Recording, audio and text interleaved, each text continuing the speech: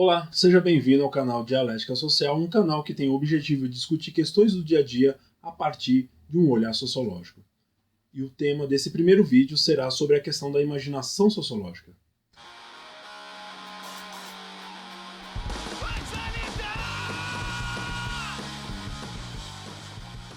Você pode achar que a capacidade de analisar a realidade social de uma maneira crítica e ampla é trabalho apenas de sociólogos. Porém, médicos, escritores, engenheiros, professores, estudantes, atores, enfim, o público em geral tem essa capacidade, pode desenvolver também essa capacidade de análise ampla e crítica da sociedade, desde que desenvolvam aquilo que o sociólogo norte-americano chamado Charles Wright Mills vai denominar como imaginação sociológica. Essa ideia de imaginação sociológica está nesse livro aqui, do Wright Mills. É nele que ele vai trabalhar todos os parâmetros para se desenvolver essa imaginação sociológica. Mas para isso é necessário primeiro compreender que muitas vezes os indivíduos, na sua vida cotidiana, na agitação da vida cotidiana, ele está cercado por aquilo que o Wright Mills vai chamar de um cenário próximo. O que seria esse cenário próximo? O ambiente da casa, da família, da vizinhança, do trabalho, da escola, que muitas vezes limita a capacidade de visão dos indivíduos, assim como o seu campo de atuação. Geralmente, quando analisamos a realidade social, tendemos a fazer isso sempre de uma forma muito isolada, muito próxima daquilo que acontece com a gente, sem ter a capacidade de relacionar os acontecimentos individuais a questões muito mais amplas. Para o Wright Mills, o primeiro exercício para se desenvolver essa imaginação sociológica seria a capacidade de relacionar a biografia com a história. Quando ele fala em biografia, ele está falando da história de cada indivíduo, da história pessoal de cada indivíduo. Porém, é necessário compreender que a história de vida de cada indivíduo está ligada a um contexto muito mais amplo, envolvendo questões políticas, sociais e econômicas. Eu não posso, por exemplo, analisar a vida de um indivíduo ou de um determinado grupo, deixando de lado todo um cenário ao qual esse indivíduo ou esse grupo está envolvido. É necessário que eu tenha essa capacidade de relacionar tanto o contexto histórico e social com a vida pessoal de cada indivíduo para que eu possa fazer essa análise ampla. Eu vou citar dois exemplos que tem no livro do Wright Mills. O primeiro deles é a questão do desemprego. Bom, se você pega uma cidadezinha de 15 mil habitantes e nessa cidade apenas uma pessoa está desempregada, o Wright Mills vai falar o seguinte: olha, não temos aí uma questão social. É um fato isolado. De repente o sujeito não procurou emprego da forma como deveria procurar, de repente ele não está capacitado a exercer determinadas funções e isso o afasta do mercado de trabalho. Mas vamos pegar um cenário um pouco mais amplo. Imagine uma sociedade de 50 milhões de habitantes onde 10 milhões estão desempregados. Aí sim, nós temos um problema que ultrapassa o campo de atuação individual. Nós temos um problema muito mais amplo que envolve o quê? Uma questão social. Por quê? Quando eu falo na questão do desemprego que afeta milhões de pessoas, eu estou falando de um determinado sistema econômico que entrou em colapso. Ou, de repente, estou falando de políticas públicas que não foram efetuadas da maneira devida, fazendo com que milhões de pessoas ficassem desempregadas. Mas aí, quando eu penso na questão do desemprego, eu não posso pensar que isso vai afetar somente as pessoas que estão desempregadas. O desemprego ele pode gerar outros tantos problemas sociais que pode atingir a vida de outras tantas pessoas.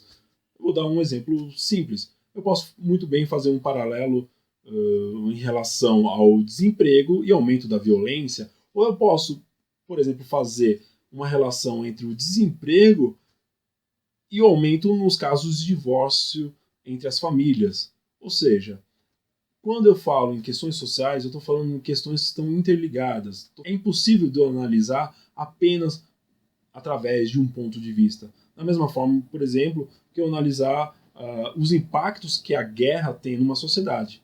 Wright mesmo vai dizer que numa guerra os atores vão mudar os seus papéis, atendendo às necessidades daquele momento. De repente, o sujeito que trabalhava no escritório passa a ser um fuzileiro. De repente, a mulher desse sujeito que tem que ir à guerra tem que começar a trabalhar para sustentar a família e o filho desse casal vai ter que conviver num lar ou num ambiente sem a presença do pai. Ou seja, a guerra ela vai ser analisada de uma forma ampla, porém ela vai afetar a vida de vários indivíduos. E aí, analisar como esse fato social, como essa questão vai atingir os indivíduos, é papel daqueles que se propõem a analisar a partir de uma imaginação sociológica. Eu vou citar agora um exemplo prático que tem a ver com a minha realidade. Eu moro na cidade de São Paulo, na região da Zona Leste. É a região com o maior número de habitantes aqui na cidade de São Paulo. Durante a minha adolescência, tanto eu como os meus amigos, nós éramos e somos aí de famílias de origem nordestina. Eu posso achar que isso é uma mera coincidência, né? Que eu moro na Zona Leste, que meus amigos são da Zona Leste, que boa parte desses amigos tem ali suas famílias de origem nordestina. Mas se eu perceber, por exemplo, o curso de vida dessas famílias, eu vou perceber que a mudança dessas famílias de uma dada região do Brasil para uma outra região, ela se dá em um contexto histórico específico. Qual seria? Bom, se nós pegarmos a região do Nordeste entre as décadas de 60 e 70, vamos perceber que existe ali toda uma série de problemas sociais que irão empurrar essas famílias para outras localidades. Como, por exemplo, a escassez de trabalho, a escassez de alimento, poucas políticas públicas de desenvolvimento dessa região. Isso vai fazer com que as pessoas que moram nesses lugares vão, em um determinado momento da sua história, sair da região onde nasceram, onde cresceram e se criaram, em busca de melhores oportunidades de emprego e de vida. É mais ou menos nesse cenário que essas famílias viram para São Paulo, onde você tem um aumento ali da indústria metalúrgica, automobilística, e um aumento nas vagas de emprego, e essas pessoas vão morar em regiões que, apesar de não ser de fácil acesso, são regiões baratas para se morar e sobreviver em uma cidade totalmente estranha e diferente da terra natal de cada uma dessas famílias. Então eu vou perceber que o que vai unir meus amigos, as famílias e uma origem igual, né, no caso famílias de origem nordestina, é todo um contexto social, político, econômico que o país vivia entre as décadas de 60 e 70 e que fez com que essas pessoas migrassem de uma região para uma outra região. Analisar isso de uma maneira mais ampla e crítica é um exercício fundamental para se desenvolver essa imaginação sociológica. Para finalizar, eu vou dar a sugestão de um filme bem interessante para você começar a trabalhar e a desenvolver essa imaginação sociológica. Estou falando de um filme de 2007, intitulado Babel. Esse filme ele vai passar em 4 países diferentes: Estados Unidos, México, Marrocos e no Japão, onde um tiro acidental dado no Marrocos vai entrelaçar a vida dessas pessoas, mesmo dada ali a distância geográfica.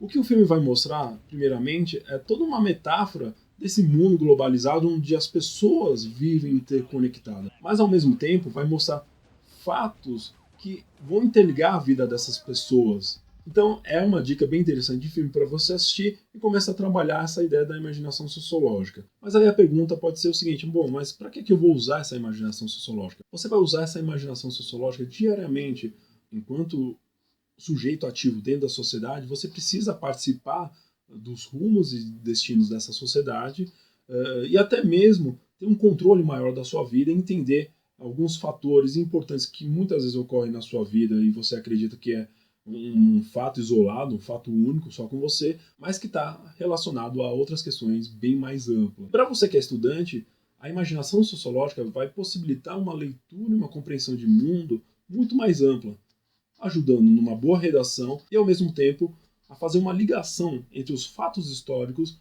e a realidade social do seu país, por exemplo. Esse é o primeiro vídeo desse canal. Espero que vocês tenham gostado, e se você gostou, não esquece aí de curtir, de se inscrever no canal, mas principalmente não esqueça de colocar suas sugestões, suas críticas e até mesmo recomendar temas para que se possa trabalhar nos próximos vídeos. Espero que vocês tenham gostado. Muito obrigado. É isso aí.